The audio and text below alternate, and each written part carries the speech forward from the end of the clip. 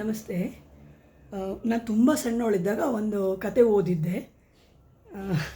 ಆವಾಗ ಅದು ಭಾಳ ಅರ್ಥನೂ ಆಗಿರಲಿಲ್ಲ and I literally mocked it. ನನಗೆ ಅರ್ಥ ಆಗಿರಲಿಲ್ಲ ಅದು ಅಂತ. ಆ, ಇದು ನಿಜವಾಗ್ಲೂ ನಡೆದಿದ್ದೂ ಇರ್ಬೋದು ಅಥವಾ ಕತೆ ಅಂತ ಏನಾದರೂ ಅನ್ಕೋಬೋದು. ವಾಟ್ ಎವರ್ ಇಟ್ ಈಸ್, ನಾನು ಅದನ್ನು ಕತೆ ಅಂತ ಓದಿದ್ದೆ. ಆ, ಕುಂತಿ, ಮಹಾಭಾರತದ ಕತೆ ಇದು. ಕುಂತಿ, ಪಾಂಡವರ ತಾಯಿ ಕುಂತಿ, ಆಕೆ ಪರಮಕೃಷ್ಣ ಭಕ್ತೆ. ಕೃಷ್ಣ ಅಂದುಬಿಟ್ರೆ ಬೇರೆ ಇನ್ನೇನೂ ಇಲ್ಲ ಜೀವನದಲ್ಲಿ, ಕೃಷ್ಣ ಒಬ್ಬನೇ ಅನ್ನೋ ಅಷ್ಟು ಮಟ್ಟಿಗೆ ಅಷ್ಟು ಉತ್ಕಟವಾದ ಭಕ್ತಿ ಆಕೆಗೆ.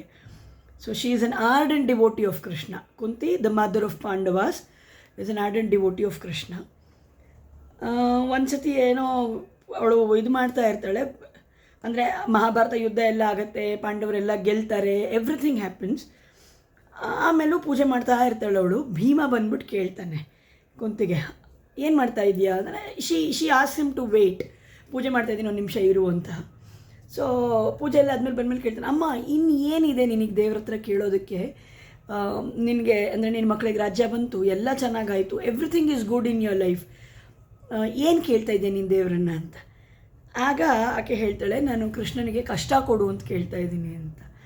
ಸೊ ಇದು ನನಗೆ ಅವತ್ತು ಅರ್ಥ ಆಗಿರಲಿಲ್ಲ. ಅವತ್ತು ಓದಿದಾಗ ದಿಸ್ ಸ್ಯಾಡಿಸ್ಟಿಕ್ ಅಂತ ಅನ್ಸುತ್ತೆ. ಅಂದರೆ I was very Young, probably may be I was in 11th or 12th grade or something like that. ನನಗೆ ಓದೋ ಅಭ್ಯಾಸ ಮುಂಚೆಯಿಂದ ಇದ್ದಿದ್ದರಿಂದ I don't remember when was that ಅಂತ.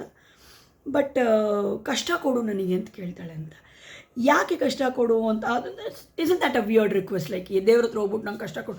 C we all run around from pillars to pillars, from date to date, like god shopping ಮಾಡಿಕೊಂಡು, ಇಲ್ಲಿ work ಆಗಲಿಲ್ಲ, ಇಲ್ಲೊಂದು work ಆಗಲಿಲ್ಲ, ಈ ದೇವ್ರಿಗೆ ಹರಕೆ ಹೊತ್ತೆ, ಆ ದೇವ್ರಿಗೆ ಹರಕೆ ಹೊತ್ತೆ ಅಂಥೇಳಿ ಎಲ್ಲದು ಮಾಡೋದು ಏನಕ್ಕೆ ಅಂದರೆ ನನಗೆ ಒಳ್ಳೇದು ಮಾಡಲಿ, ನನಗೆ ಸುಖ ಕೊಡಲಿ, ನನಗೆ ದುಡ್ಡು ಕೊಡಲಿ, somethings in all, like in all positive connotation we pray.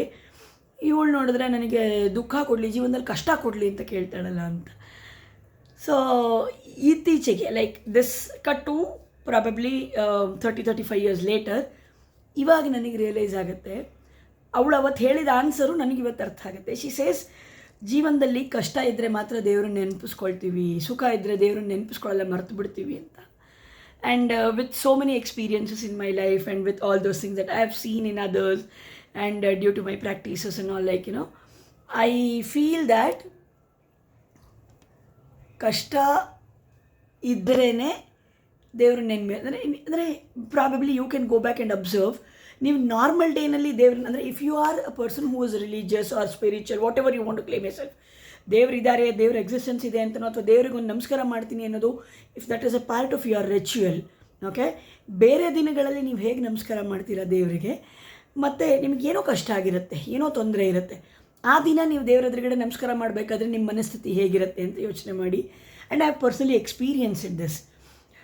ನಾವು ಕಷ್ಟದಲ್ಲಿದ್ದಾವಾಗ ಬಹಳ ಆರ್ದ್ರವಾಗಿ ಬೇಡ್ಕೊಳ್ತೀವಿ ದೇವ್ರ ಹತ್ರ, ಭಗವಂತ ಅನ್ಯಥಾ ಶರಣಂ ನಾಸ್ತಿ ತ್ವಮೇವ ಶರಣಮಮ್ಮ, ನಿನ್ನನ್ನು ಬಿಟ್ಟು ಇನ್ಯಾರೂ ಇಲ್ಲ ಗುರು, ನೀನೇ ನಮ್ಮನ್ನು ಸರಿ ಮಾಡಬೇಕು ದೇವರೇ ಅಂತ ಬೇಡ್ಕೊಳ್ತೀವಿ.